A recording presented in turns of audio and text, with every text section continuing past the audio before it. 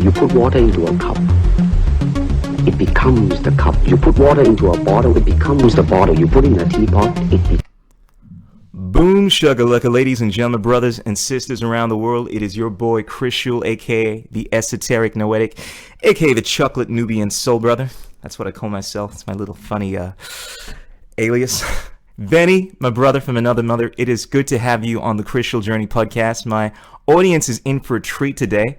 Now, Benny, if you're not aware, Benny is someone that has been talking about conspiracy theories, what's going down in the world for, I would say, almost probably a decade on his YouTube channel, JoyCamp. He's been speaking at a lot of these conferences in Acapulco, which is a freedom rally event that takes place every year around this time. Benny is an actor. He is a poet. He is a wisdomatic truth bomber, like yours truly. And I wanted to get into a lot of the things that have been going on over the last, well, it seems like it's been more than a year, but it's definitely culminated into this full-blown crazy world that we're in. Benny, how you doing, brother?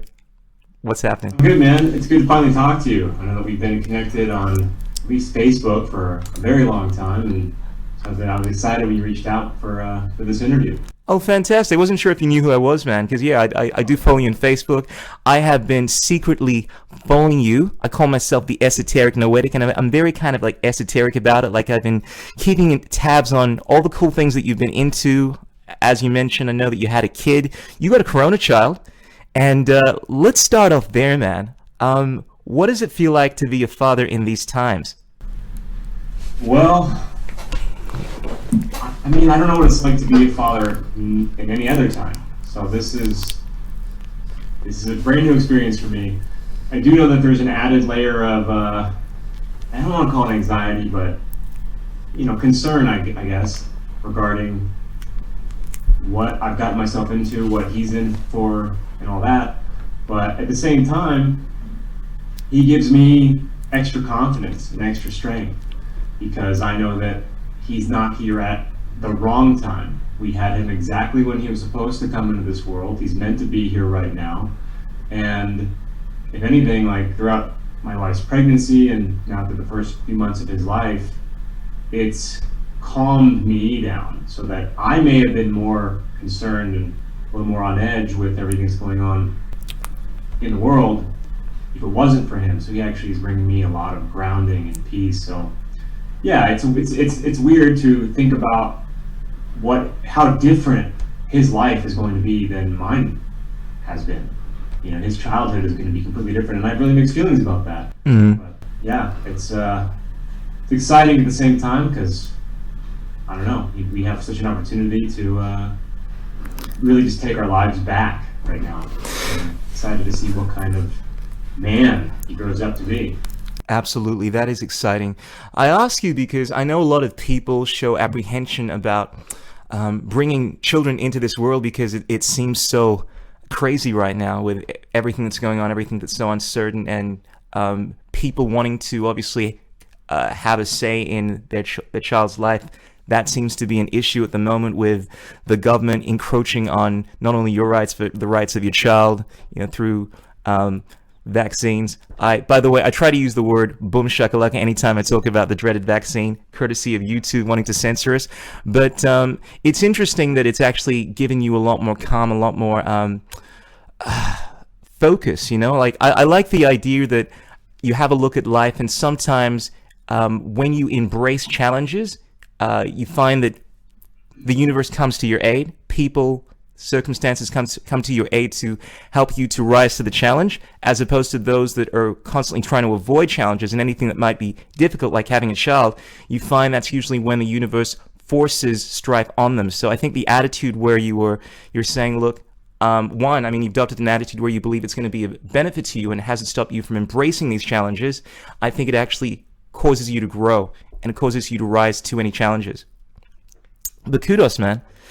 Yeah, so Benny, bro, let's get straight into the heart of it, man. Let's talk about the dreaded V, the virus, the virus whose name shall not be named. Bro, you've been talking on your podcast not your podcast, your YouTube channel, your content, for quite some time about the government's overreach, false flags, how we're going to be moving into a more totalitarian state in 1984, all of that jazz. The same kind of stuff Alex Jones and many other truth figures have been trumpeting for ages. And it seems like, now I feel like a lot of people may not have predicted the virus per se, but it seems as if you have been, like I think a lot of us, aware that we were moving into some pretty chaotic times.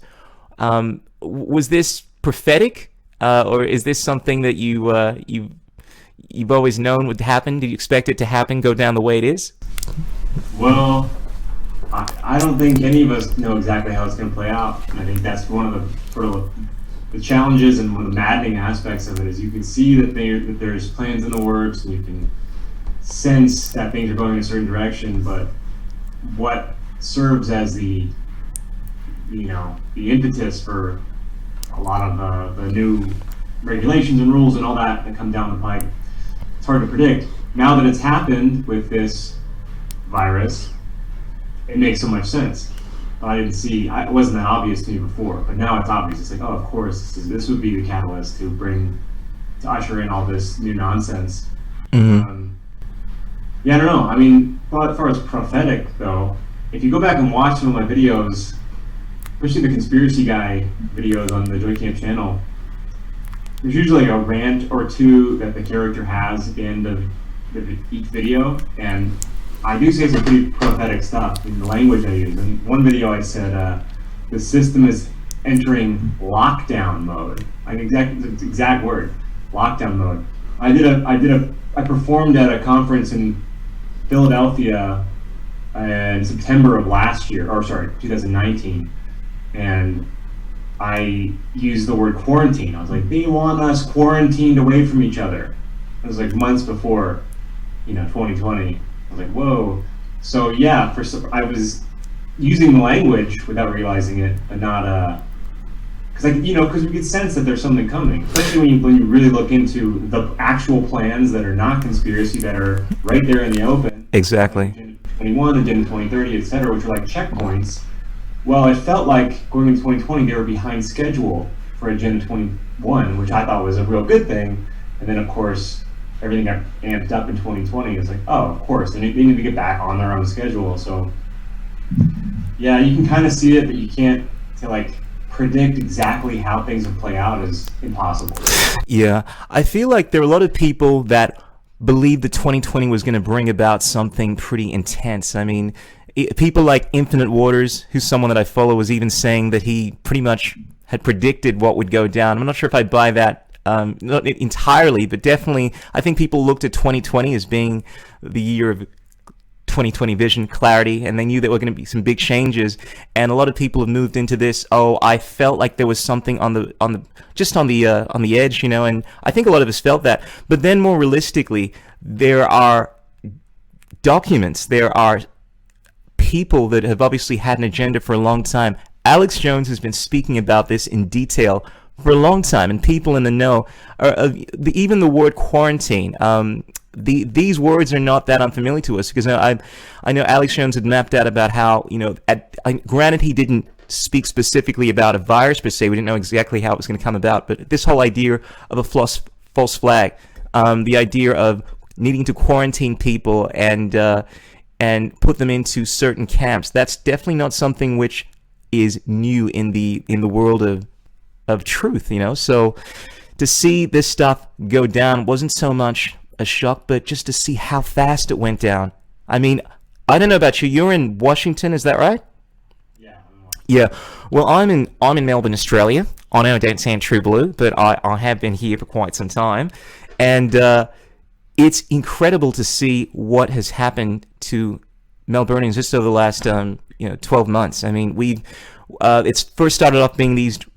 They were saying it was a bit draconian, some of these measures like locking people down, but of course they said it was going to be for only a couple of weeks or to flatten the curve. And now we've moved into this full-blown state where our Premier, Dan Andrews, I'm not sure if you're familiar with him, I call him Dan Christ Andrews because he has a bit of a Messiah complex, and has openly said that he doesn't really believe in human rights. He said, who cares about human rights when there are people that are dying? So we moved into this world now where he is willing to enforce these crazy measures. I mean, we barely had any cases of corona for about 60 days now, and we're still wearing masks. I mean, in Melbourne, we're most of the world would be dying to be having the mortality rates that we are supposedly having here, but we have taken on this uber ridiculous, policy, and I'd imagine it's something similar in Washington where you're at. I mean, how the events transpired where you're at the moment. Right. Well, all of a sudden they care about our health, right? I mean, that's like that's the tip off to me. Like, of all the things that are destroying our health routinely, daily, now, because of something that has a 99.7% survival rate, now it's time to change the entire world. Doesn't make any sense. Yeah, but Benny, I understand, you're trying to play this thing down, but this thing could be a lot more serious. I mean, what if we end up, what happens to China, what happens to Italy, happens here? I mean, granted, it might be only a few people dying now, but this thing could be a lot worse. So, don't you think that it's appropriate that we're taking on these measures? Absolutely not. No? All right. Well, I'm gonna have to get Daniel Andrews to speak to you. This is my character, by the way. Anytime I'm talking about one of these, I'm trying to be one of these sheeple. There are a lot of Dan Andrews supporters here that believe that everything that's going on is right. We have to do everything the government says, and I guess this is my way of trying to get the truth out there. I know you tend to do a lot of comedy on your podcast, and I think we both subscribe to the idea the best way to educate people is to try to make them laugh, lest they try to kill you. But just wanted to preface that. But yeah, sorry to cut you off there, bro. It's all good. So I live in Washington. It's one of the, the left of the blue-red left-right paradigm. It's on the bluish side, one of the bluer states. And not that I have any political affiliation whatsoever, but for whatever reason, the left side of the equation tends to buy into this stuff a little more. And the leaders, the governors of the blue states, are really hardcore with their regulations. So Washington, the state I'm in, is one of the more strict states in the country. Now that said, I mean, our overall, I hate all this stuff, but the restrictions here aren't as bad as what I've been seeing elsewhere in the world. So yeah, there's mask mandate here, but especially, I live in the east side, so it's a little more conservative in this area, and I don't think people are getting punished for disobeying as much here as they are elsewhere. But it still sucks. I mean, sure. So it sucks to be able to just to go outside, to go to a store with the mask off, and get looked at like you're some sort of heartless, selfish heathen because you care more about your freedom than you do about other people's health, which is just insane. Sure, but that's always been the case in the sense that the individual has always had to fight against the opinions of the tribe, and I've never shied away from trying to be different, and I've always been looked at as being a little kind of crazy, been that one of those conspiracy guys, but I guess the issue to me is the fact that you're actually being accosted now for not wearing a mask, and even though I have a legitimate assumption, apparently I have asthma, so I have my asthma inhaler, the police officers are still interrogating you, they're making you feel as if you don't have a legitimate reason, so even people that do are still having to wear these masks, and I know people that have had, nosebleeds. They've worn these things because they just don't want to be hassled by the cops. So, are you finding where you're at? I mean, you mentioned it's a mandate there. What happens to people when they don't wear these masks? Is it one of these things where people just look at you funny, or do you have the cops coming down at you? Well, as far as I can tell, it's social shame. So there's no.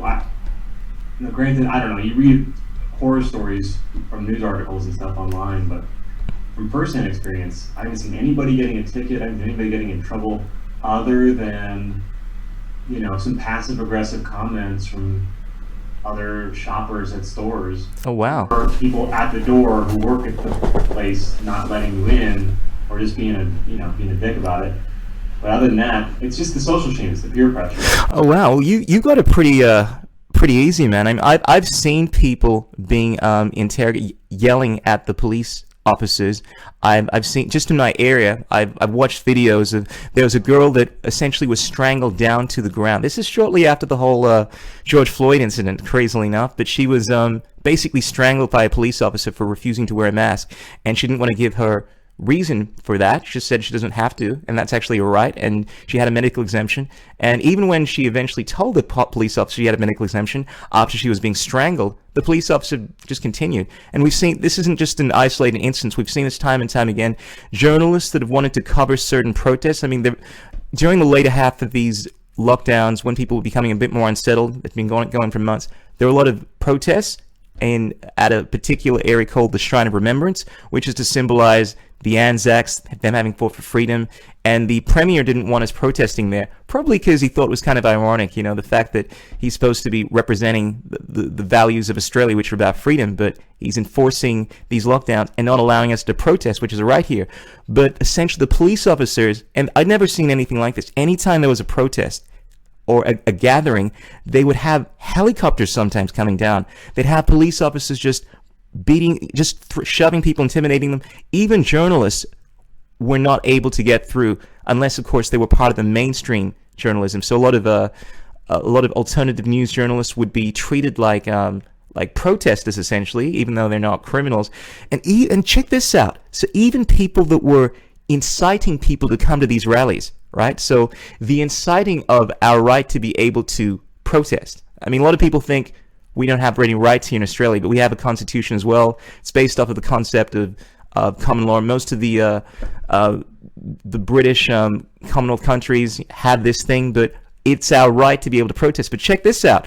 They even made it illegal. So there was a woman that was accosted by police officers. Police officers came to a door and arrested her, a pregnant woman, because she had, wait for it, written on Facebook telling people to come to this protest. I did see that video. Yeah, so this is what we're facing here, and this is just the tip of the iceberg. I mean, apologized. Sorry? And she apologized. Yes, and that's the crazy thing. A lot of like, I was wrong. I shouldn't have done that. I'm inclined to think intimidation, or probably just had enough. A lot of people, I've spoken to a lot of people.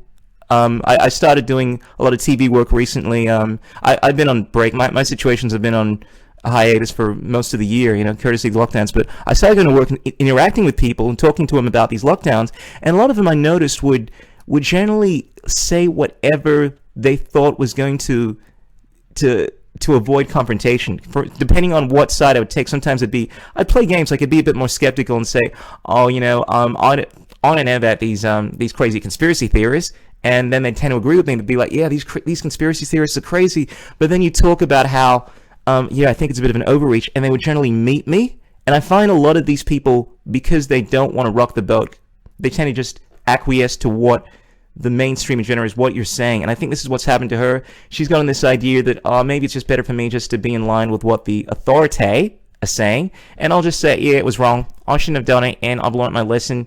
Obviously, there's the threat of being prosecuted more so. That's also an issue. But it seems to be the case for a lot of things, I think.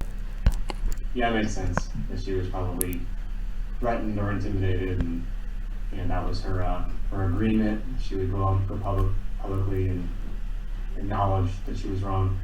But yeah, I mean, I noticed that though about Australia, because I was there a couple years ago. Okay. And are you friends with Max Egan? Do you know him? I know Max Egan. I've been following his work. I have not met him, but I'm connected to people that know him quite well. And yes, I'm very familiar with Max Egan's work. You should meet each other. Anyway, we were visiting him a couple years ago. Mm-hmm. He was pointing out, everywhere we went, just what a police state Australia had slowly already become. I mean, we even got pulled over middle of the day once, and he had to get a cheek swab for something, to see if they'd been smoking pot or something, and talked about how they had made organic tobacco illegal, and so trying to get someone organic tobacco was like smuggling an illegal drug, and just hardcore. And just thought, unfortunately, it doesn't surprise me that Australia was a little more strict, because people had already been letting in authority dictate too much of their lives already. So when something like this happens, in America, love us or hate us as a country, like, people care about freedom here. So that's why they're trying so hard to demolish America. Through things like the George Floyd protests and whatnot. That was my other question. Like, did they allow for BLM protesting there. Absolutely. And that was the interesting thing. Again, one of those obvious double standards. Totally. You protest this, but not this. If you protest this, you're a good person. If you protest this, you are a bad person. Like, it's all that double thing. Yeah, but we're finding a lot of the same things that are happening here happen in the United States. And in the same way that the U.S. is obviously very pro-freedom, you find there are pockets of Australia that are very much like that. I'm in Victoria, and that has a reputation for being a very leftist leaning, and it's typically the leftists that are in support of state power, this kind of stuff. So they tend to be very, you must do as you're told, otherwise you're a buffhead. And we're seeing some of the most strict legislation. Well, the thing is that nothing's been enacted as such. A lot of people are under this idea that all the things being acted, just like in the United States, we're seeing the same thing here, that they're actually laws. They're not laws. It's just the thought bubbles of some leader like Daniel Andrews, who half of the population here I don't think really like that much anyway. And in the same way that, granted, there are some people that are advocating for these lockdowns, there are a lot of people that aren't.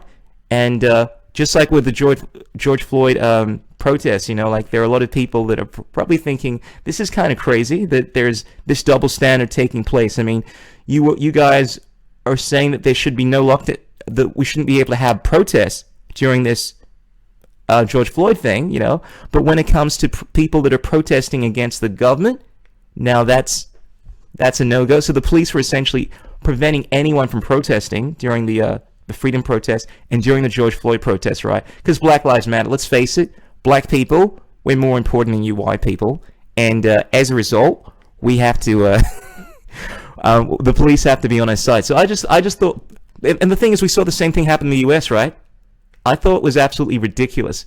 So there are a lot of parallels between what's going on here, and I think, well, one, I know you guys have the same issue of mandatory. I can't even believe we're discussing this, Benny, but we were at a point, and I say, I'm not sure if we were at a point, speaking in the past tense is the right, we're still looking at mandatory vaccines, which I think is absolutely ridiculous. So because there's been such a public backlash, I mean, initially ScoMo came out and said, look, we're going to make these vaccines as mandatory as possible, and there was massive public backlash. And granted, the media's been trying to present that everyone wants this. There are only a small amount of conspiracy theorists, bullheads like you and I, that are in favor of people not being vaccinated. You'll find that there are actually quite a lot of people that think it's absolutely ridiculous. And this is the same issue, I presume, that you guys are experiencing in the States. What's happening with you guys having the discussion about the boom shakalaka? Yeah. Yep, there's a lot of backlash, and it's the same thing. Yeah, they're trying to deem everybody who's even hesitant, not even, that's the whole, all this is so maddening, because people aren't even anti-vax, they're just a little concerned with how rushed this vaccine is, and how untested, and some of the components of it, the mRNA aspect, and people are like, I don't know about this. And they're just being bludgeoned into submission. They're being, ridiculed, and it's that groupthink again. So if you're even asking a question, you're not allowed to ask a question. And if you have one, then you are stupid, you're a conspiracy theorist, you're irresponsible, you should lose your job. So they're really pushing that bullying idea. But even in spite of that, even in spite of it coming from the government, the media, entertainment, etc., there's people who are not doing it. And I just read an article yesterday from the LA Times saying that upwards of 40% of first-line healthcare workers in LA County are saying no to the vaccine. Mm-hmm. And they're saying how, and then they say, well, the health experts are saying how dangerous, what a dangerous precedent that's setting. But I'm like, yes, there's still some fighting spirit and some reason and logic and necessary fear, an appropriate level of fear, not fear of just, your own shadow, which is kind of like how they rule us, but fear of like, hey, this experimental chemical compound, I don't know if I want to put that in. Sure. Have that in spite of all the propaganda. That's really promising. So yeah, we have it, but I'm forever the optimist, and I'm hoping that this is going to be the straw that breaks the camel's back. That people are going to, say no, and they're going to have to reroute and try to change their tactic. I feel the same way. I feel like it's going to be the issue of the 21st century. I mean, I think everyone's been drawing the line in the sand. I've been hearing this phrase a lot lately, and I've heard a lot of people say that, I don't, maybe these mask things are a bit too much, but I don't mind wearing a mask. But when it comes to a mandatory boom shakalaka, they're like, yeah, that's a bit too much. Now, granted, there are some people, and I'll just be forthright and say it, man. It makes me sick. But there are some people that think that think it's okay to force me to put something into my body, which is effectively rape, I think. I'm being quite frank about it, because they're fearful of what might happen. And you mentioned that, there's fear going on both sides here, and that's actually a salient point. Obviously, people are concerned about what might happen to their children, their families. I mean, this thing has barely been tested. It's been around for a year. Most vaccines take 10 to 15 years. And there are a lot of people, like in Amsterdam, 87,000 people apparently have said, health workers have said, nay to taking this boom shakalaka.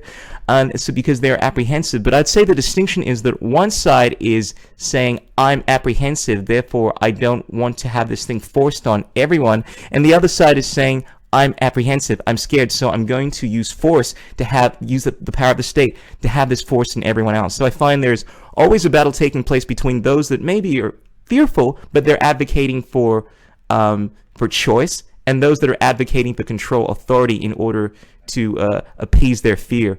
And this is the dynamic, I think, that's always at play with this issue. And my attitude is, yeah, look, you can take the boom shakalaka if you want to, but I'm not putting that in my body. I'd rather go to jail. And I've had arguments. I mean, I've been finding a lot of my friendship circles have been going through this split lately, because like yourself, I've noticed I tend to be quite diplomatic on most things, but this is one of my things where I'm like, yeah, look, that's fine, but I'm going to do everything in my power to challenge you, and yeah, I'm not putting that stuff in my body. Yeah. Hey, I'm going to change the lighting here, because the sun is just like... It looks good, man. It kind of, it's like the light of God is permeating through your window onto your beautiful skin, bro. It's the first time the sun's come out in over a week. Okay. Prepare for that. Speaking of sunlight, isn't that what we need? Sunlight, vitamin D. I mean, it's like the government health department. They're not coronavirus. This thing doesn't. They're taking down videos on YouTube that say that vitamin C is an effective cure for illness. I mean, it's going full on. Absolutely. And the funny thing is, the World Health Organization, I mean, there's this thing, and I'm sure you're familiar with this because you're a content creator like myself. You're not able to say anything that goes against the rulings of the World Health Organization. Otherwise, you run the risk of being flagged, of having your social media content brought down. And the thing is, the World Health Organization have gotten things wrong, not just once, but many times. I mean, initially when they're saying this virus could not be transmitted from animals to humans, they got that wrong. Anyone that was saying contrary was being flagged. And now we're starting to see, at least I've heard, that initially when they were saying the drug, whose name shall not be mentioned, that rhymes with chloroquine, was supposed to be a failed effort. But apparently now, and it's been done in more esoteric circles, but they're coming out to announce that actually, you know what, we've changed our findings on this, and it's actually proving to be very advantageous. And the World Health Organization, at least I believe they were saying, at least the establishment was saying, that this stuff doesn't work. Trump is an idiot for supporting it, and anyone that talks about this thing would be censored. I had a video that was taken down because I spoke about this. But this is the thing. You say something that the establishment says is wrong, and you get taken down regardless of if it later turns out to be true. Yeah, well, I can't tell if they... I go back and forth between thinking that, these authoritative voices, powers that be, that they make it intentionally confusing so that there's, multiple storylines going on all the time, just to really make us confused.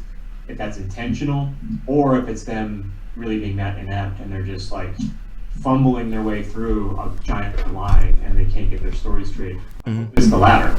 I think it's a combination of both, yeah. For the weakness and for the, for where they're obviously failing. I don't know, but they're double standards. It's all double standards, and they correct themselves and they change their story and they say one thing and they say the other, and they, it's like, it's hard to keep straight. But I also, so in doing this, I'm doing a meme show on my YouTube channel for the past 5 or 6 months, which is really silly, but it's also really fun, and people, you know. Yeah, I just discovered that literally. I just found out you had another channel, by the way. I've been following JoyCamp for about a decade, but I only literally a few hours ago found out about your other channel. I'm like, oh, cool, Ming Show. But sorry, go on. Oh yeah, well, I don't promote it that much. I probably should, but people who know about it. Anyway, so I'm always taking screenshots of my phone, and I'm actually going to start a new show this year, which is just headlines, to show just the insanity of the times and the double standards. Because I was able to show a friend of mine recently who is not necessarily of a skeptical perspective, but more of trusting of authority. And I was able to show, what was the example? But I was able to show, I know what it was. In one day, I was able to take 2 screenshots of 2 different articles from 2 mainstream sources. One that said, why exercising with a mask is bad for your health. And it was from like Mashable or something. And then the next one was, actually, exercising with a mask on can actually be good for your health. And it was like these 2 opposite ideas the same day. I didn't even look for them. They were on my phone. Like when you swipe left on your phone, screenshots from New York, and the other was from New York Times. So New York Times, and let's say it was Mashable. And I showed her, I was like, this is why people are confused. This is why people don't understand what to think, because of this. And I was able to show her in real time, mainstream news, how it contradicts themselves, and she saw it. And it's powerful when you can do that. So when you can like encapsulate those double standards and those lies, who says this, now the who says this, and then show someone literally, so you don't have to try to explain it. And the proof is literally right there in your hand. That is a salient point. I've actually spoken about how even if you believe you're being blatantly honest about this, and I actually think the mainstream media, a lot of the things that they are engaging in are just disingenuous, like and I saw this firsthand here in Australia when I started seeing the mainstream news report about what was going on in our hospitals, and using footage from Italy where it seemed as if it was quite intense what was going on there to represent what's going on in our hospitals here in Melbourne when they essentially were empty. And it's like, why are you using footage from a different country to represent everything being busy, these ICUs being flooded in with people, when there's basically nothing happening here? But anyway, I digress. The point I was trying to make is that even when you believe you're telling the truth, because of bias, it's very easy to state something as being one thing. Like the media is saying, oh, this virus is incredibly dangerous. It's the most ridiculous, shocking thing we've ever seen, and there are many people that are dying. Now, that's not necessarily a lie because it's very subjective. I mean, granted, you could say that, but then there are other people that are saying, oh, this virus isn't anything to be concerned about. It's not that dangerous, not that many people are dying. And they both could have an element of truth, but they're just a different perspective. But the media tends to embellish, and to the point where it's just, I mean, a lot of people would say it's borderline dishonest, but just based off of bias, a lot of times you can have completely opposed ideas being expressed, even though they're both emanating from a core level of truth, that maybe there is some virus, and I don't claim to know exactly what it is, but maybe there are people that are dying, but it's how you interpret it that determines whether or not you are in one camp or another, and it's very easy to look at different perspectives. You know what I mean? I do. Yeah. I woke up talking about this with my wife this morning. It feels like it's a giant litmus test to see how trusting of authority people are. Because the numbers, like, even though the numbers are confusing, their official numbers are still pretty not that scary. And I see this with my own eyes. When they say, when the survival rate is 98.7 or 98.8% survival rate. Yeah. All right, that doesn't really scare me at all. And if most people who have the virus don't show any symptoms at all, instead of, that's just all in the way they... That's within the mainstream, yeah. It's like, oh my gosh, therefore anybody can have it, therefore you have to stay inside and lock the doors. Or, like, hey, if you get it, you're probably not even going to show a symptom. Therefore, it's not even as bad as a common coronavirus, which is a cold. What's the big deal here? Exactly. Most people who are dying, if not all people who are supposedly dying, already have some kind of condition, or they're very old. I mean, and not to mention the fact that PCR testing is a flawed science at best. It's just, how trusting people are. Where are we at on the trust, scale? Sure. The people who want to trust authority are buying this hook, line, and sinker, and those of us who are like, I don't know, you can see through it. And it's a real spiritual test. Yeah, I like how before you made the distinction between those that are more skeptical about these ideas and those that are more trusting. And people could say those that actually believe in science and those the conspiracy theorists. But I go with a third option, that there are people, and it's got nothing to do with their. I think most people have the same. Generally speaking, they can pass like your basic driving tests, and they're not stupid. That's what I'm trying to say. Like, they have an awareness about them. However, when it comes to their psychology, I mean, you're familiar with things like the Milgram experiment, people's inclination to buy into authority, the Ash conformity experiment. There are some people that are more inclined to follow the masses. It has to do with their psychology, and as a result, people just acquiesce to whatever the hive is saying. And then there are those people that are more, they're less inclined to do that. And I think this is one of the fundamental things there. And to me, it comes down to archetypes, like, not to go too far into the psychology world here, but there are some people that don't like confrontation and would much rather acquiesce to what people are saying. And if they believe the mainstream is saying this, because they don't want to be argumentative, they'll just say, yeah, I think so. And then there are those that just don't care, and they're more willing to challenge what the authority is saying, don't care about what the hive believes, and as a result, they're more willing to speak out. Because I think if we're honest about this, most people are on some level apprehensive about what they're being told. They realize that this doesn't seem right. Like, it got to a point here, a few months later, once these lockdowns had been implemented, that a lot of Australians were saying, you could see it in their face. Whereas initially it was saying, hey man, it's only going to be a few weeks. When people started losing their jobs, I know people that have lost their lives due to suicide because of this thing. I have been affected by it. I wasn't able to see my father for a lot of the year. God bless his soul, he passed away. Not from the coronavirus, but arguably it kind of sped up the entire thing by not having him to have contact with family, things like that. There are people that have been affected by this. Anyway, I digress. The point I was trying to make was it reached a point where people became very apprehensive about what the government was saying, because they'd seen that a lot of more people were dying from this. So it's just that they were more inclined to, I would say, just to not rock the boat. That's what I think it comes down to. I agree. And that's from a lifetime of submission. And that's kind of what the society teaches us, is to be docile and to not confront things and to go along with the group. Mm-hmm. You said, I love that you even use the word confrontation. Mm-hmm. Because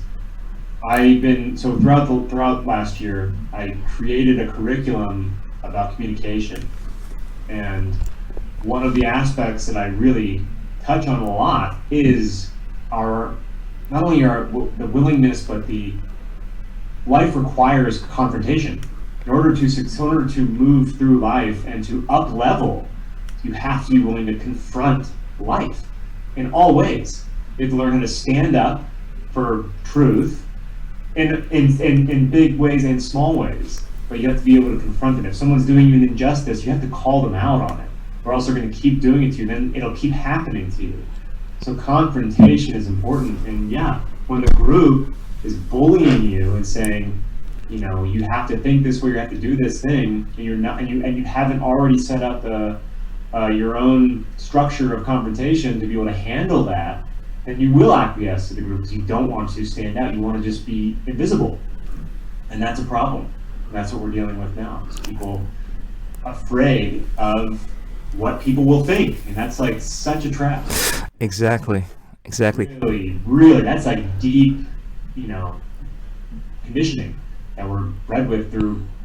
Indoctrination in that regard is like so pervasive. It's through entertainment and schooling and et cetera, et cetera. It's just like so deep. But overcoming that and being willing to confront life head on in all ways, in a way that's not just like you being obnoxious, but tactfully, from the heart with love. Mm-hmm. It's necessary. Not just against government, but how to become the best version of yourself in general. You have to be able to confront uncomfortable truths and uncomfortable situations and uncomfortable people. Absolutely. Well said. And that's something I think a lot of people have been trying to come into. I've been speaking to a lot of my friends about this, coming into, I would say, their warrior spirit. And to me, being a warrior it's not someone that is quick to use their fisticuffs and go to war and battle everyone, but it's standing in your sovereignty, respecting yourself, and respecting other people's freedom. And I think the one side of that is not being willing to confront things, being concerned about hurting someone's feelings too much. And the other side of that is being an abusive person that violates people when it uses your power to enforce your will on people. And that's the other side of that. And it's about finding this alchemical wedding where you say, no, I respect you, don't tread on others, that whole thing. And you brought up the class that you've started, the program that you started. This is Parrhesia, right? Called Parrhesia. Parrhesia, yeah. Let's go into that a bit, man, because I only just recently discovered this thing. I know you mentioned, actually, I'll let you explain this in a bit more detail if you wanted, but what's this whole thing about? I know it's more than just getting people to speak in their warrior spirit, so to speak, but what's this whole thing about? How does it relate to everything that's going on? Sure.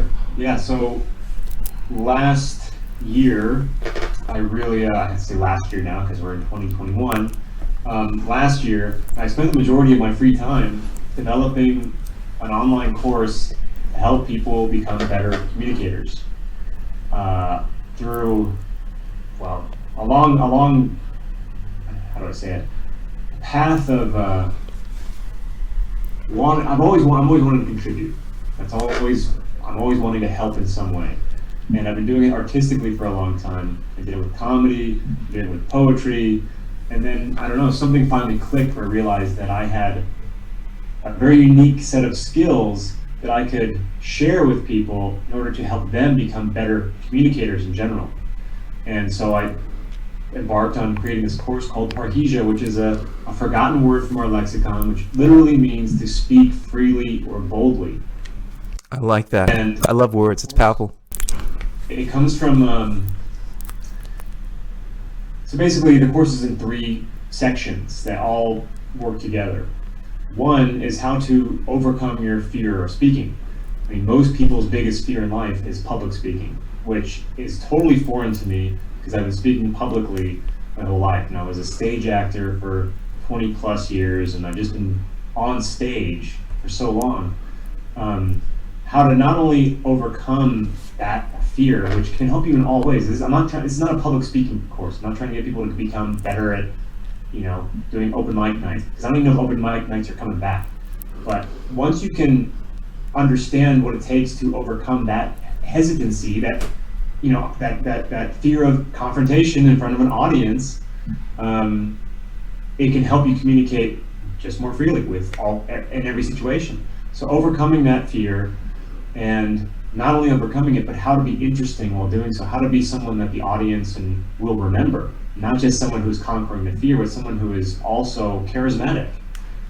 And then beyond that, it's how to stop being a conspiracy theorist, how to stop being the turd in the punch bowl, how to stop being that person who just fire hoses information at people and gets emotionally invested in the situation and actually ends up distancing the person you're trying to reach further from the information you want them to understand. How to build bridges rather than burn them down, and how to speak in a more nuanced way so that the person will actually hear what you want them to hear and not be turned off. And then the third aspect of the course is how to really find your voice creatively, in a creative outlet. Because I really do think that we are creative beings made by a creator who are meant to create.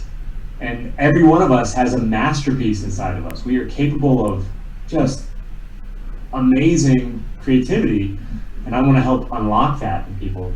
So it's a trifold sort of course, and I'm really excited about it. And we're just about to launch. I had the first beta, the test version last fall, and it was really good. And now I'm starting the first season, I think, in 2 weeks. So it's just on the cusp of being realized completely. And it's the most exciting thing I've ever embarked on, because it's a real service. Whereas, I've reached a lot of people with the JoyCamp stuff, and people really respond well to the poetry, and that's great. Definitely. This is like tools for you. Yeah. To do it yourself, and that's, bro. There's so many things I want to get into on that. Like you inspire all these things I want to kind of just tangent into. But one, I think that is something that would benefit. I mean, myself. I'm someone that tends to do the whole conspiracy thing a bit too much, and sometimes, you do come across as that crazy person. So it's definitely something that would benefit me. And I feel like now more than ever, because we're seeing this division going on, I keep hearing by my friends, people around me, that there's a lot of tumultuous discourse that's taking place at the moment, because people feel so strongly about these issues. And I know Parrhesia, did I pronounce it right? However you say it is the right way. All right. Creative license. I'm going to call it Parrhesia. But yeah, I know it's very beneficial in getting people to have these conversations, and they need to be had without creating this discord. I think this is the most difficult thing to do, because, like yourself, I presume, I want to have congruence with people, and I come from this world where, on one side, I actually like people liking me, like call it some kind of sick weird thing, but I like it when people enjoy my company, and I like being around people that want to be around with me. However, the other side of me, and I would say this is the lover side. Like, I like the archetypes, like warrior, king, magician, lover, and I'm very much a lover in the sense I want to have a good time, I want people to like me, but I also am a warrior in the fact that there are certain things that I feel very strongly about, like everyone does, but I'm the kind of person that will speak boldly about it. And I see a lot of issues arising from this, and it's important finding this middle ground where you can express yourself, stand in your truth, your sovereignty, and speak your mind without having people call you the conspiracy guy. And I want to mention the segment you do on your show, the conspiracy guy. I love that. I'm pretty sure I've watched nearly almost all of the videos in that. Maybe I missed a few, but it's interesting because you express a lot of the conspiratorial views on certain things. And I remember hearing you say that these segments that you're doing are reflecting what you used to do, a lot of the things that you used to do, which you now learned from, that weren't very effective in how you communicate with people and how you come across as that conspiratorial guy. And when I heard you say you don't want to be the conspiracy theorist, you were just saying a moment ago, I was like, so is that a bad thing? Is this something that you want to avoid? Because I've noticed it's gotten this negative stereotype, being the conspiracy guy. It's like, oh, ever since, the JFK assassination, CIA perpetuating this idea of conspiracy theory.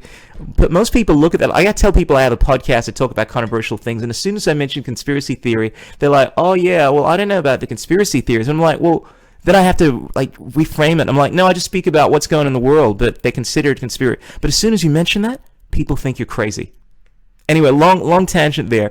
But can you talk a bit more about the conspiracy guys segment that you do, and how much of that is a reflection of what you believe, where you were? I mean, what is the conspiracy guy to you? Everything what you said about what you heard me say is the truth about it. I was that guy. I mean, when I was first going down the truth, like real pursuit of truth rabbit trail, I didn't know how to communicate, because I didn't know that there was any other way to communicate. I didn't know that people would be so resistant to the information. I mean, when I found out about the truth of September 11, 2001, I was so upset and angry. I wanted to tell everybody. I thought everyone would be interested. It was so obvious. It was like, oh my gosh. Happens to all of this. Everyone's got to know. And this is way back. This is 2004. So this was before there was, the real campaign to make us all look crazy and stupid really had begun. Mm-hmm. I wasn't met with anger back then. That's how you can tell things have changed. Back then, it was more indifference. People were like, okay, or they would just ignore me. But the level of emotional, people hate that now. That's actually a really good point there, Matt. Why do you think that is? because a lot of people saying that this is the new 9/11, and I'm not, by the way, YouTube, I'm not denying the coronavirus. I believe in everything that mainstream media is saying about it, but we are seeing a lot more. Yeah, we're seeing a more drastic reaction, right, from people. And why do you? Because I have my own views on why that is, but why do you think that is? Sorry to cut you off there, but I thought that'd be an interesting point to discuss. I think that because we've been exposing the lies, hook, line, like all the time. We're just there's people there because of the internet, love it or hate it, because I have really mixed feelings with the internet. We're able to absolutely, maybe not completely debunk a situation or a story, but at least offer the perspective that challenges the narrative on literally everything. Yeah. That the powers that be, who have been working very hard at accomplishing certain goals for a long time, passing a torch from generation to generation, and we throw a wrench into those plans by seeing it, and they get mad. So of course, since the infiltration is so pervasive, it's through media, censorship, entertainment, government, so they demonize us. The ones who can see are the ones who are the most ridiculed and mocked, because we represent we can influence people, and they don't want that.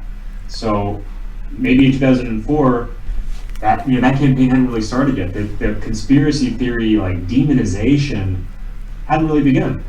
It was like, oh yeah, whatever, kind of dismissed. And then, in fact, you can actually watch it in real time in the videos.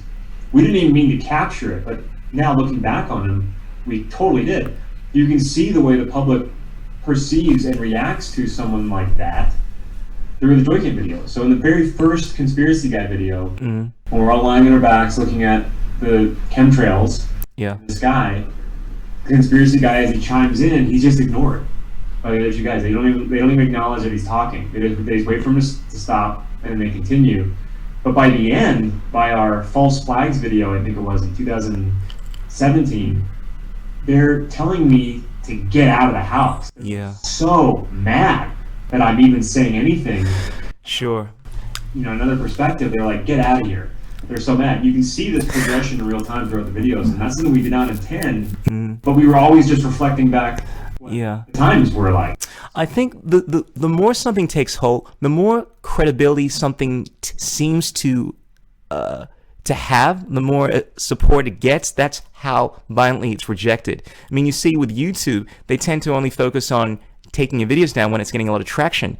And I think people react to a lot of these conspiracy theorists or alternative views more drastically when they see the potential for it to cause so much harm. I mean, the thing I constantly hear from the mainstream media is that these views are dangerous, these views that may take traction, that kind of thing, because they've seen that there is an alternative view. That's why the media has had to be so incredibly strong in pushing this agenda to combat and saying things so definitively. Usually things are more nuanced than that, but when you are so annoyed at the other side, and secondly, it's also threatening your worldview. People tend to become more emotional about ideas that threaten their worldview. People tend to get angry. And I would say, just to add, because I tend to go on these tangents, but I just got to mention this. To me, I've noticed that the biggest reason why there's such a distinction between the way people responded to 9/11 and, let's say, what's going on in 2020 is the level of fear. Granted, people were dealing with anger from what had happened in 9/11. They did not, I don't think people really believed it was going to happen again anytime soon. People thought, yeah, we're going to go to war, we're going to get our vengeance, and you're an idiot for thinking that it went down this way. But the fact that we're dealing with a situation now where people think that their family, their friends are going to die, unless of course you get boom shakalaka, it's the combination of this impending doom, the fact that you're jeopardizing, you're endangering me. This is the thing I hear all the time. You're putting my life at risk. I went on a date one time, and we're just casually speaking about, this girl was a paramedic, and it was a tragedy. I mean, I should have known that this would have been a complete train wreck when I noticed that she was, I hate identity politics and all of this kind of like woke culture kind of shit.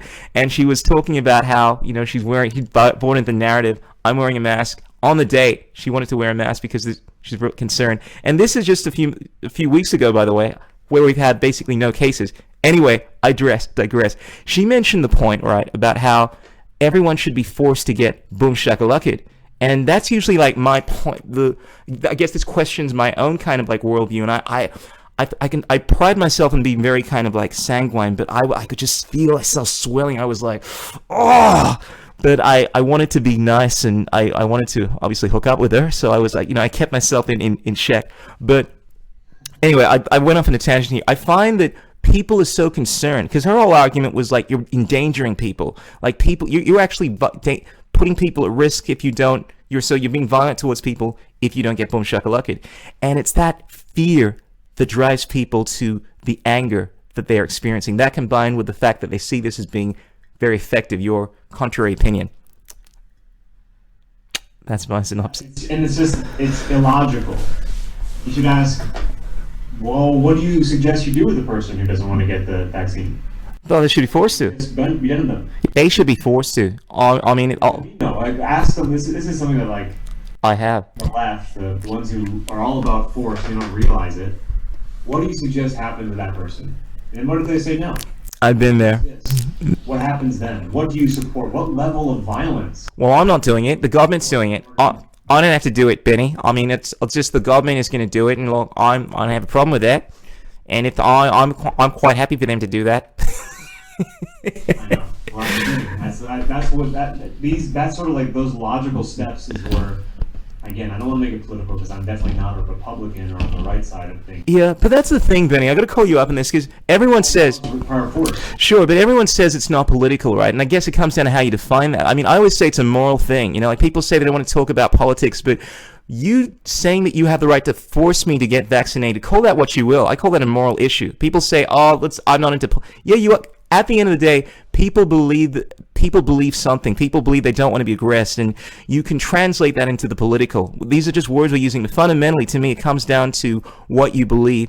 And at some point, we're going to become, we're going to have discourse in regards to our views on this. Regardless of whether or not you deem those political. But all our views, when it comes to ethics, morality, I think, are going to move into the realm of politics on some level, right?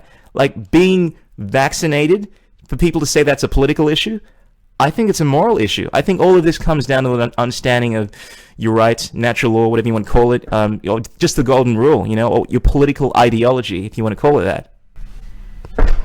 Totally. Yeah. Well, it's either working on people or it's not. I mean, the coronavirus really, I think, is a mind virus. And if you are afraid of people, if they have ideas like the one that girl has, then they're infected with the coronavirus. I agree. Not something that's affecting their respiratory system. That is a powerful virus, though. And I know we're kind of moving into different realms here, but I would be remiss if I did not call you out on this, man. Look, you made a video about how what was it? About how something to do with like white people and how you guys are special, and you're putting down black people. I don't know about that.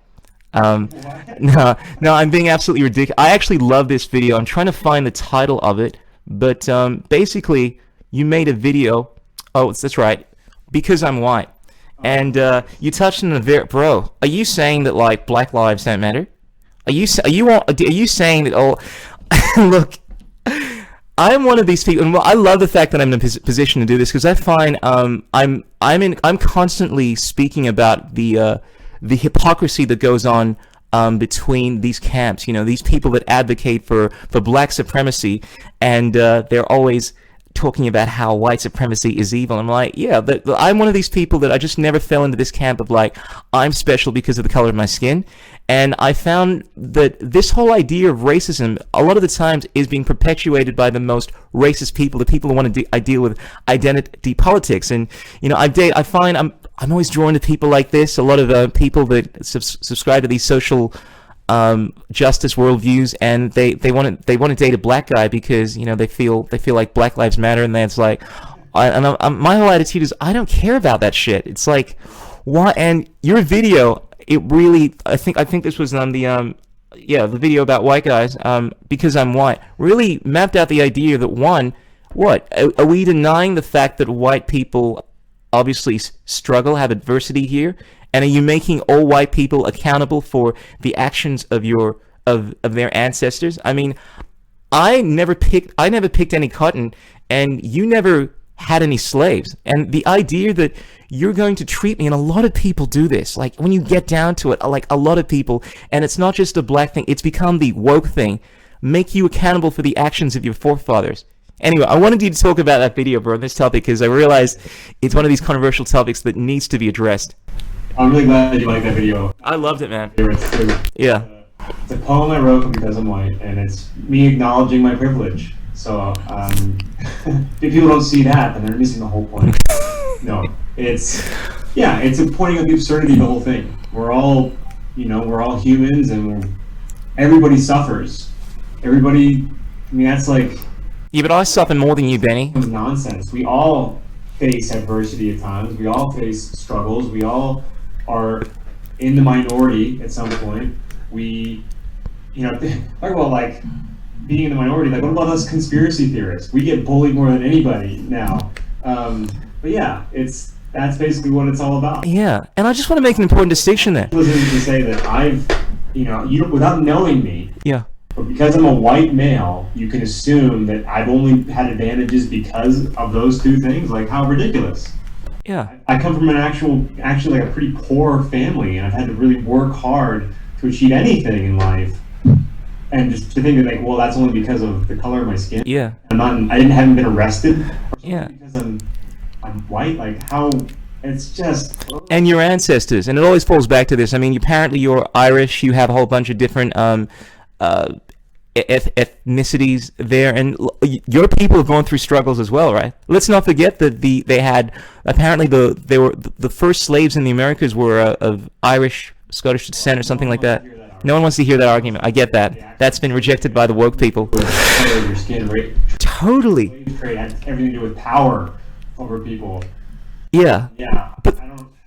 the important distinction, though, here is, Benny, you mentioned that conspiracy theorists are a minority, and they still have to deal with a lot of shit as well. And I would say that it's one thing to judge someone as being a bad person based off of traits that they have the ability to change, right? But when you say that someone is bad because of an intrinsic quality that they have, they can't change it, and you're willing to delegate that person to the most horrible level because of something that they can't control, that to me is another level of stupidity. And this is what a lot of people do. Like, I know people that have said that there's nothing that you can do about being white because you were benefiting off of the shit that your ancestors have done.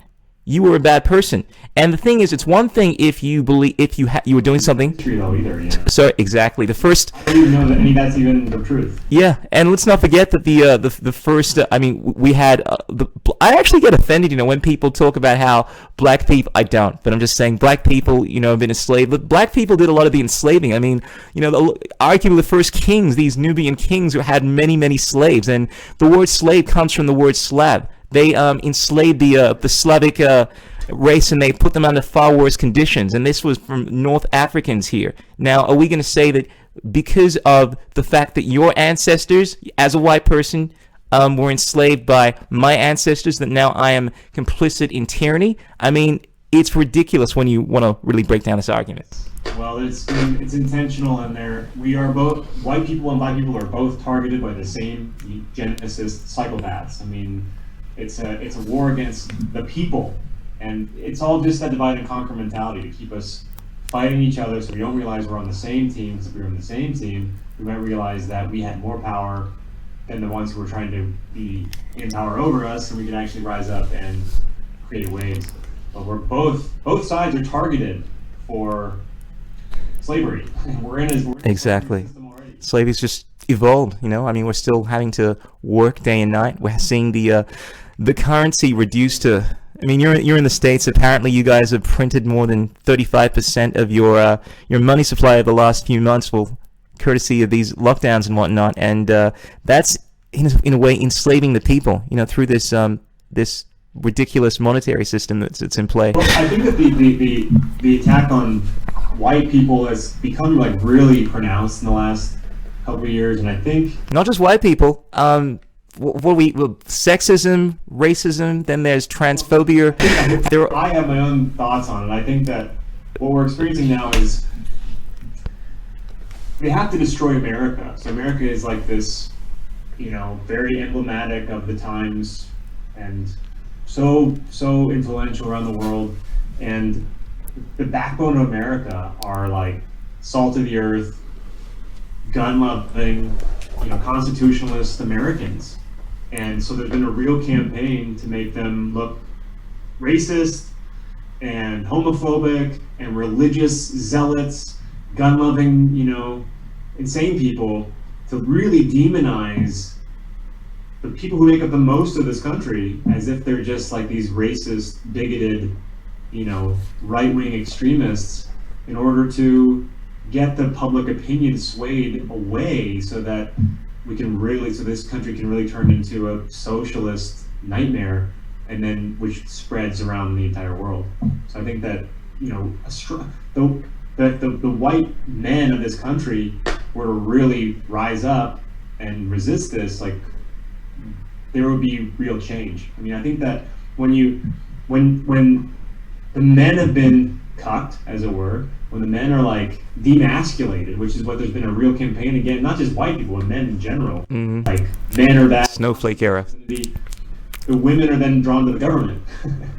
So the government comes in and takes the role of the masculine force. Like, we'll all take care of you. These men are so damaging. So here, we'll come over here. I'll give you some more socialist programs so that you feel safer, and you don't need those bad men, do you? You just need us, the government.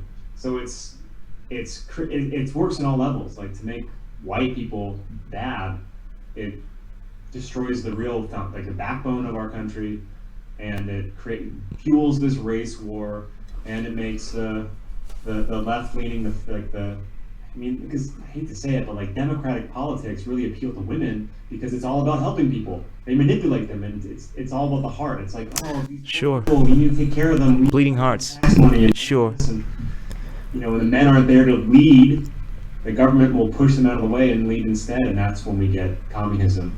So it's a real intricate web. It's complex, but I don't know. I don't know if that made any sense what I just said, but I can see it so clearly. No, it makes perfect sense, and I resonate with what you're saying, and that's what I like about you, Benny. I mean, you speak from the heart, and you also make sense, and I really appreciate the videos that you've been dropping the last 10 years. I have many favorites that I've shared. I noticed that you come from a world where, I mean, you're an actor. You're also someone that's involved in the truth movement, whatever you want to call that. And yeah, you strike me as someone that is very much into psychology, philosophy, and I've heard you drop names like Manly P. Hall, Marcus Aurelius, in some of your videos. These are people that have influenced me.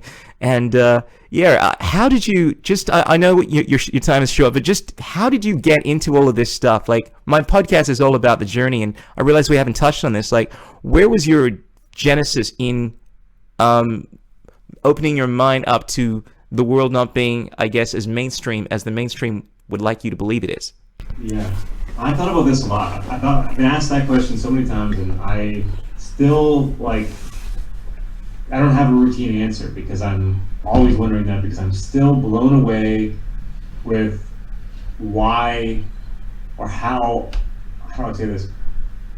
Why are more people like this? That's what I can never understand, is I feel like I'm a regular guy. Like, I like silly humor, and I like to, I like going to a baseball game.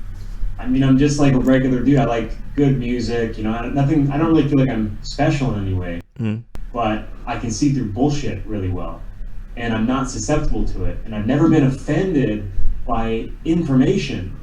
Perspective has never made me mad. If there's more perspective to be had on something, I'm curious to know what it is, and I'm able to hold on to two ideas without identifying myself to either one, and just like observing. And I find that people like that are rare, and the older I get, the more I understand that, and the more weird it is. It's like, I don't understand why people identify so closely with their opinions, and they're so unwilling to look at other points of view. But anyway, to answer your question, I mean, it was September 11th that really pushed me over the edge as far as wanting to pursue actual truth. Like, I really committed to wanting to know the truth, because I was really ready to, shed all the bullshit. Like, I always knew there was something wrong.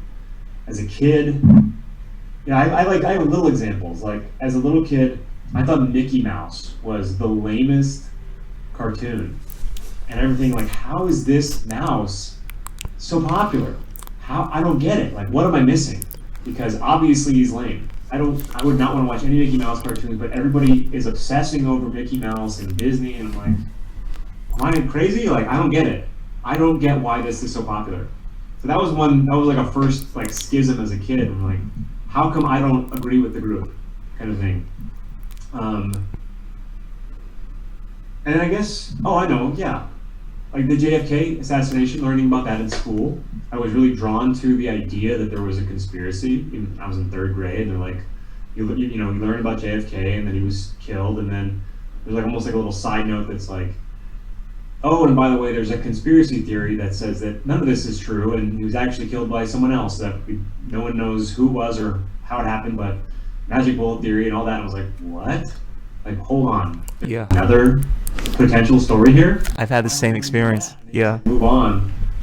So like these little things, I've always just been this way. I've always just been curious and wanting to know the truth about reality. And yeah, I think it really stems from being willing to confront both sides of an argument. A lot of people hear one narrative, and once they've absorbed that, they don't accept another narrative. This is, I think, what has happened with this kind of thing. It's called the law of first report. You hear an idea, whether it's a religion, whether it's a scientific viewpoint, and it's like, oh, well, this is the idea that I've assimilated. I don't want to hear anything else, because now it's confronting my worldview.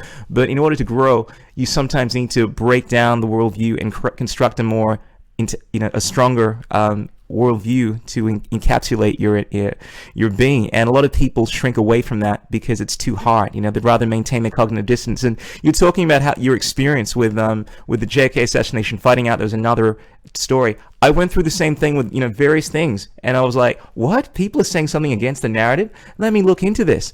And like, I always have my instincts about something, but then I typically when I don't know something, I go with the mainstream.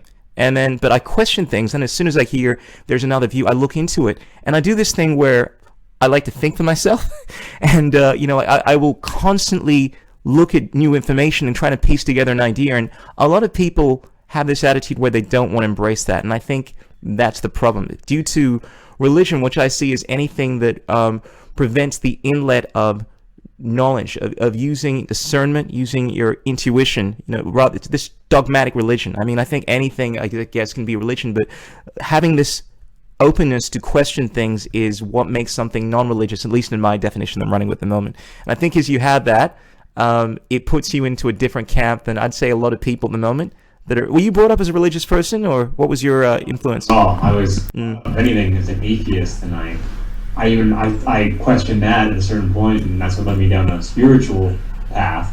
Mm-hmm. But I didn't have any. I wasn't indoctrinated into a religion, but I was indoctrinated into atheism, and scientism and all that. So yeah, in that religious belief system. Well, a lot of the great men that have influenced our society. Benjamin Franklin, some of the founding fathers, Sir Francis Bacon, I mean, they went through a similar process. I mean, Sir Francis Bacon being the founder of the scientific method, but they went through this process. One of my favorite quotes is that, a little bit of understanding of science will take you to atheism, and a tremendous understanding, I'm paraphrasing, will take you to, this belief in God, for lack of a better word. And this is probably coming from the founder of the scientific method. And you found a lot of the founding fathers were deists. They believed in a similar worldview where they understood that there were laws that govern the reality of the universe. There was some, whatever you want to call that, some kind of like unifying field, intelligence, but they didn't believe it was a personal God that influenced your life per se. But that's an idea which I tend to be more in line with, the idea that there are definitely spiritual principles, things to this universe that are not fully understood by our scientific understanding, and but through this process of questioning things through learning, we matriculate to a high level of awareness about the world around us and the world within us. Yes. All right, brother. All right, so I know this is coming down to about. I like to keep these things around an hour, but I wanted to go through just like a little game. Takes a couple of minutes, man. I'm just going to run off a few words, a few titles, and I want you to give me a one or just a couple word response on them. It's like 20 questions kind of thing, and we're just going to leave it there if that's all right. So I'm just going to mention. So once again, I'm just going to mention a few names or topics. Just say what you will. You don't have to say anything. Say what you think about them, but just keep it down to a word if possible, maybe just a few words. Got it? Okay. All right. Let's go. So these are like questions for the conspiracy guy. There are a lot of conspiracy questions. So number one, biggest conspiracy. That man is God. Bill Gates.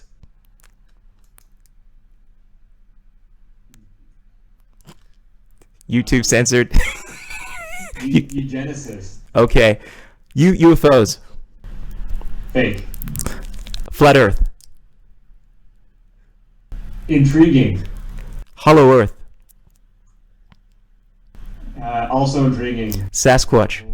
The shape of the Earth thing is very, very intriguing. Sasquatch. Terrifying. Trump. An enigma. Greatest philosopher. Max Egan. Bitcoin. Bitcoin. Bitcoin helped me buy my house. Let's put it that way. Nice. 2012. Red herring. Nibiru, aka Planet X. Not sure if you're familiar. I am. I think I'm. I don't know. Inconclusive. Area 51.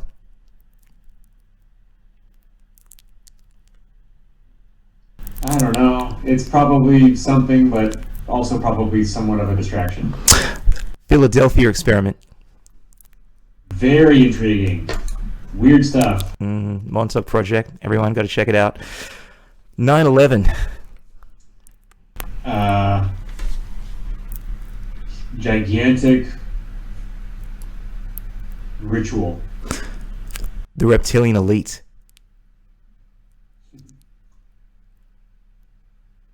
Far-fetched, but possible. Moon landings. Fake. JFK assassination.